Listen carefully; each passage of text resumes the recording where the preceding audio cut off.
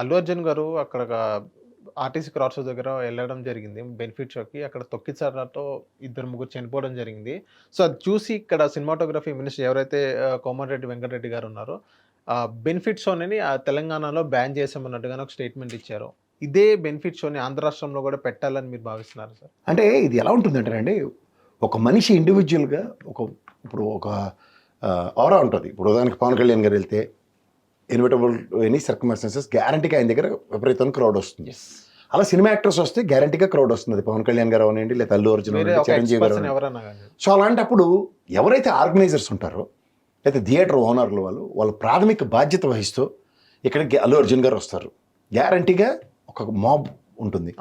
నాకు ప్రొటెక్షన్ కావాలని పోలీస్ స్టేషన్కి అభ్యర్థిస్తే తప్పే ఉందండి. They ask for some charges. కానీ ఇంత ప్రాణ నష్టాలు జరగవు కదా. అవును.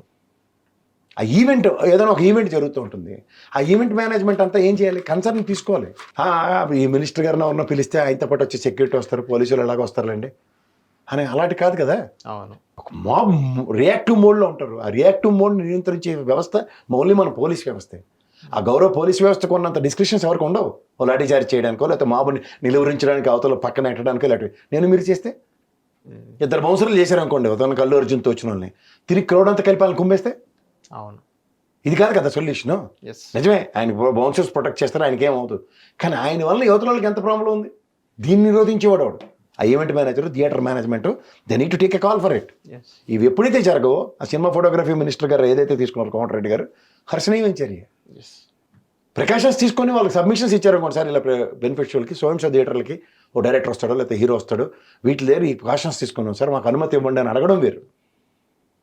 ఇది వెనక ముందు లేకుండా వాళ్ళకి సూపర్లేటివ్ డిగ్రీస్ తీసుకొని పనిచేస్తే దీని ఉపద్రవాలు ఎవరు భరించాలి? గౌరవ ప్రభుత్వాలే భరించాలి. సార్, ఇప్పుడు ఇదే బెనిఫిట్ షో బ్యాన్ అనేది ఆంధ్ర రాష్ట్రంలో కూడా పెట్టాలని మీరు అనుకుంటున్నారు సార్? ఏదైనా తొక్కిసలాట మీరని కాదు, ఒక కామన్ పీపుల్ అక్కడ ఇన్సిడెంట్ తొక్కిసలాటలో చనిపోయారు, అదే పరిస్థితికి ఎక్కడైనా జరుగుతుంది, అదే బెనిఫిట్ షో పరంగా అక్కడ మొత్తం బ్యాన్ చేయాలనుకుంటారు సార్? ఒకటి, థియేటర్లో సినిమా టికెట్ల కోసం గలాబాలు లేకపోతే లైన్లో పరిగెడ్డాలు ఇవన్నీ సర్వసాధారణమైన విషయం. కానీ నేను అంటుంది ఏంటంటే, ఒక హీరో, డైరెక్టర్ లేకపోతే మ్యూజిక్ డైరెక్టర్, హీరోయిన్ ఓ దగ్గరకు వచ్చినప్పుడు మాబ్ గ్యారంటీగా ఉంటుంది. అప్పుడు ప్రికాషన్స్ తీసుకోండి. అప్పుడు ఇలాంటి ఉపద్రవాలు ఉండవు కదా. అవును. మీరు ఆంధ్రప్రదేశే కాదు, స్టేట్లో మీరు సదరన్ స్టేట్స్లో ఎక్కడైనా సరే, అయితే ముంబై లాంటి ప్రాంతాల్లో కానీ ఎక్కడైనా ఇండియాలో మీరు చెప్తుంది ఏంటంటే, ప్రజల పక్షాన ప్రికాషన్స్ తీసుకుని మీరు ఏ షోలైనా చేయండి, లేకపోతే ఎవరినైనా ఆహ్వానించండి.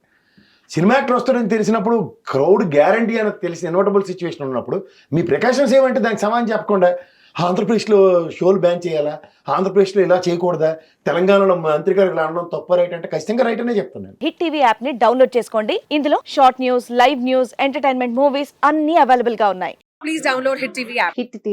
హిట్ టీవీ యాప్ ని ఫ్రీగా డౌన్లోడ్ చేసుకోండి.